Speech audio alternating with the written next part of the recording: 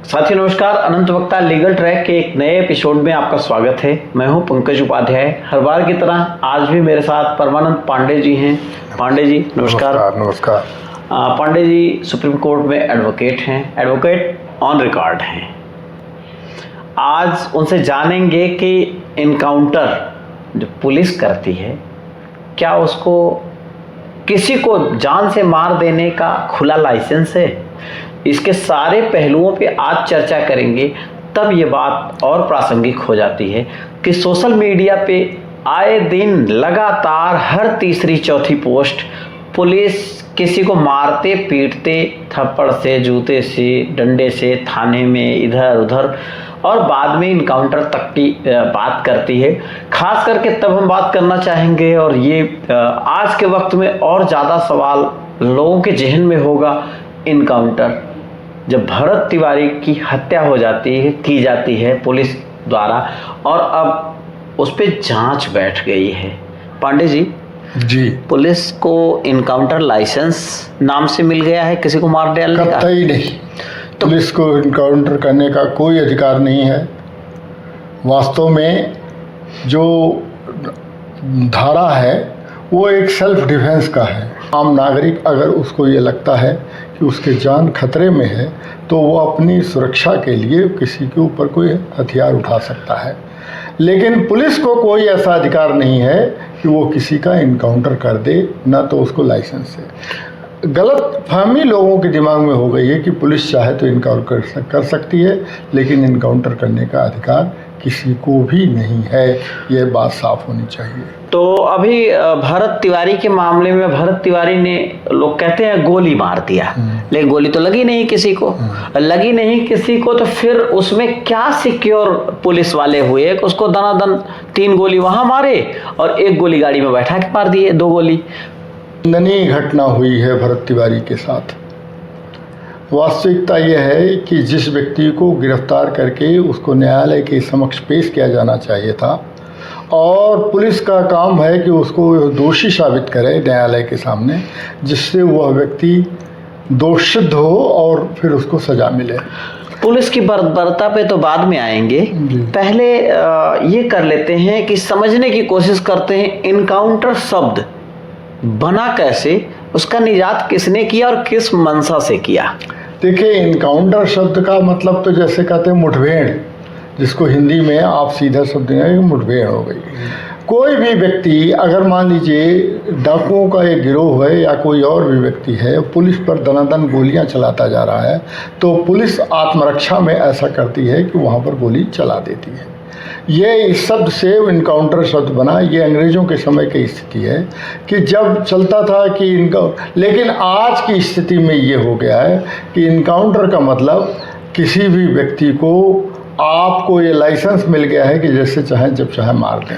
तो पुलिस को तो आज तक 2-4 पुलिस कभी नहीं मरते किसी इनकाउंटर में, वो मार के ही आते हैं। इतनी बड़ी अगर बहादुर पुलिस है भी देश की, तो और जगह बहादुरी तो नहीं समझ में आती।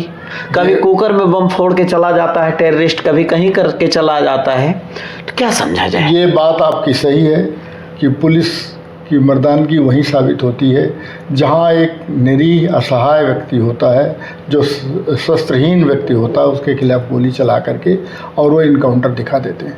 आए दिन आपने देखा होगा कि पुलिस अपने गाड़ी में लेके जाती है, फिर कहीं उसको अनजाने स्थान पर उतार करके फिर उसका इनकाउंटर कर देती है, उसको गोली मार देती है, और फिर ये दिखा देती है कि भाग रहा था, पुलिस के को से छोड़ करके भाग रहा था और वो दनादन गोलियां चला रहा था।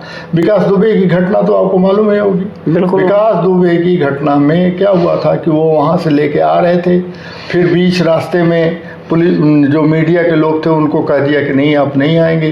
फिर बीच रास्ते में उतार दिया, उतारते हुए उसको दिखा दिया कि जैसे वो भाग रहा है, और फिर गोली मार के उनकी हत्या कर दी।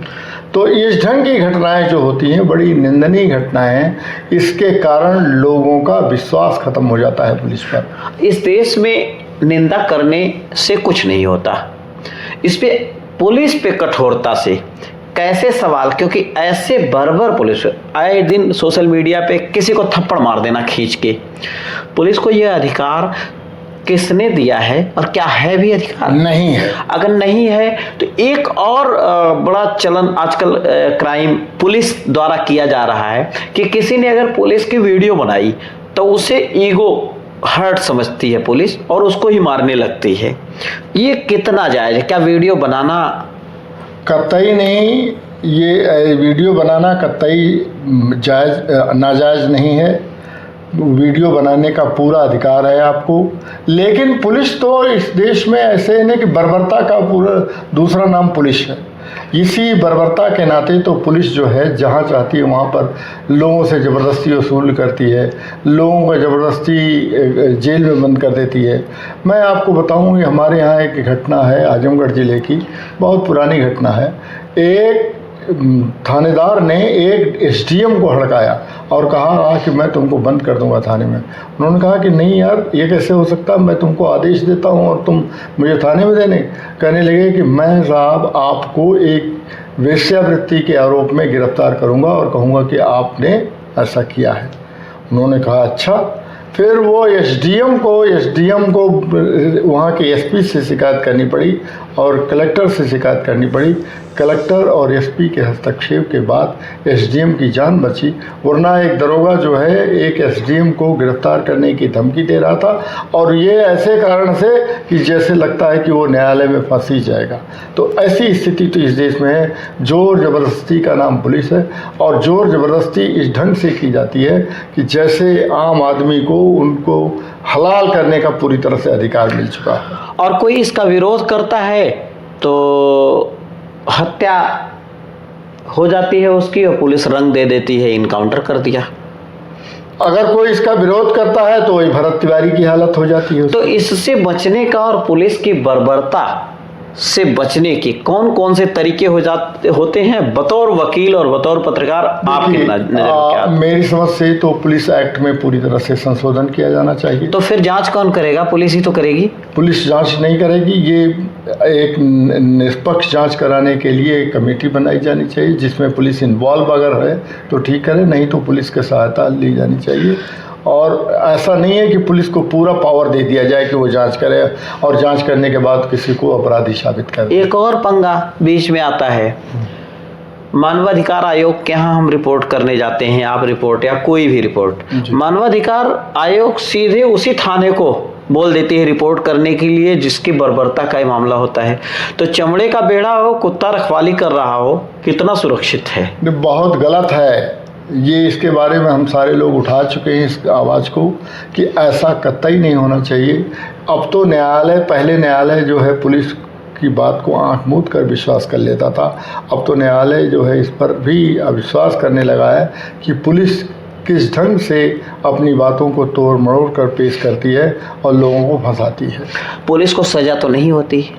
कई बार सजा हुई है, कई बार, बहुत कम बार, बहुत कम मामलों में, लेकिन कई मामलों में पुलिस को सजा हुई है और कई मामलों में पुलिस को जेल में रहना पड़ा है। कई मामलों में तो कई वर्षों तक जेल में रहे हैं लोग। एक मोटा सा मामला होता है, कोई आता है अभी जैसे भरत तिवारी के मामले में हुआ, भरत तिवारी का कत्ल करने वाले लोगों को सस्पेंड कर दिया गया। तो सस्पेंशन में क्या है? सस्पेंड करके आधी तनख्वाह तो उनको दी जाती बैठा के। अब उसके बाद कोई इलेक्शन का दौर आता है, नेताओं का मामला है, जाहिल अनपढ़ व्यवस्था है इस देश की, पुलिस की जरूरत है, उनकी बहाली कर दी जाती है और बहाली के बाद यह शर्त होती है बची हुई तनख्वाह एक मुश्त दे दी जाती है। आपकी बात सही है। इसी नाते पुलिस एक्ट में पूरा आमूलचूल परिवर्तन की आवश्यकता होती है। प्रकाश सिंह आप डीजीपी थे उत्तर प्रदेश के, उनका नाम सुना होगा। उन्होंने सुप्रीम कोर्ट में ये मुकदमा लगाया था और उसमें उन्होंने कहा था पुलिस एक्ट पूरी तरह से सुधार किया जाना चाहिए। पुलिस को जांच का अधिकार नहीं दिया जाना चाहिए, बल्कि जांच में सहायता करने के लिए उसको रखा जाना चाहिए, क्योंकि पुलिस को मनमानी का पूरा तरीका नहीं होना चाहिए। अभी क्या स्थिति आ गई है कि पुलिस जिस ढंग से चाहे वो मनमानी करती है और उस मनमानी को रोकने का हमारे पास कोई उपाय नहीं है। आपने ठीक ही कहा कि आधी सैलरी उनकी दी जाती है और आधी सैलरी बाद में उनको मिल जाती है, तो और उसमें दोष सिद्ध करना उनके खिलाफ बहुत ही मुश्किल हो जाता है। ऐसी स्थिति में आपको पूरा एक्ट को रिफॉर्म करना पड़ेगा, पुलिस एक्ट को, तभी जा कर के लोगों को राहत मिलेगी, वरना आम जनता इसमें पिसती रहेगी। और लेने की ज़रूरत नहीं है, लेकिन कानून गलत है तो बदलने की ज़रूरत है। जरूर। आज के लिए बस इतना ही। धन्यवाद। ऐसे ही किसी नए कंटेंट पे जो आपके लिए ज़रूरी होगा बताएंगे, पांडे जी से बात करेंगे, कानून की बात करेंगे। बने रहिए, बहुत ध्यान से रहिए। एक बात और, सतर्क जरूर रहिए। धन्यवाद, नमस्कार।